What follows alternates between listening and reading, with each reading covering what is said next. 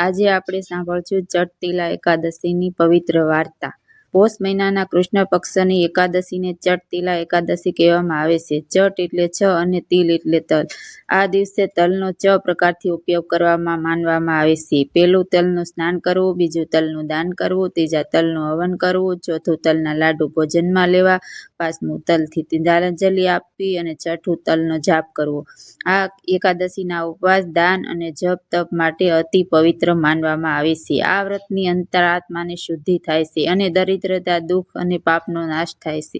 એક વખત એક ધનવાન સ્ત્રી હતી। તેણે બહુ દાન કરતી, યજ્ઞ કરતી, પરંતુ ગરીબો અને ભૂખ્યા લોકોને અન્નનું દાન ક્યારેય ન કરતી। સમય પસાર થયો અને તેમનું મૃત્યુ થયું। સ્વર્ગમાં ગઈ, પરંતુ તેમને અન્ન મળતું ન હતું। તે દુઃખી થઈ ભગવાન વિષ્ણુને વિનંતી કરવા લાગી। ભગવાને કહ્યું કે તમે દાન તો ઘણું કર્યું છે, પણ ભૂખ્યા લોકોને અન્ન નથી આપ્યું, તેથી તમને અન્નનો અભાવ અનુભવાય છે। પૃથ્વી પર જઈ ચડતીલા એકાદશીનું વ્રત કરો। તેણે પૃથ્વી પર જન્મ લઈ એકાદશીનું વ્રત કર્યું, તલનું સ્નાન કર્યું, હવન કર્યું અને ગરીબોને તલ અને અન્નનું દાન આપ્યું।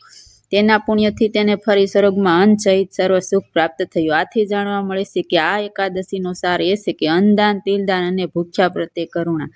વ્રતની વિધિ આ પ્રમાણે છે। એકાદશીના દિવસે ઉપવાસ કરવો, ભગવાનનું ભજન કરવું, પૂજન કરવું, તલ વડે સ્નાન કરવું, તલથી બનાવેલા લાડુ અથવા તલ સાંકળીનું ભોજન, ફરાળમાં રહેવું, તિલ અને તલનું બંનેનું દાન કરવું, તલ અને અન્નનું દાન કરવું, ભગવાન વિષ્ણુ નામ સ્મરણ અને વિષ્ણુ સહસ્ત્રના પાઠ કરવા, દ્વાદશીને દિવસે પારણું કરવું।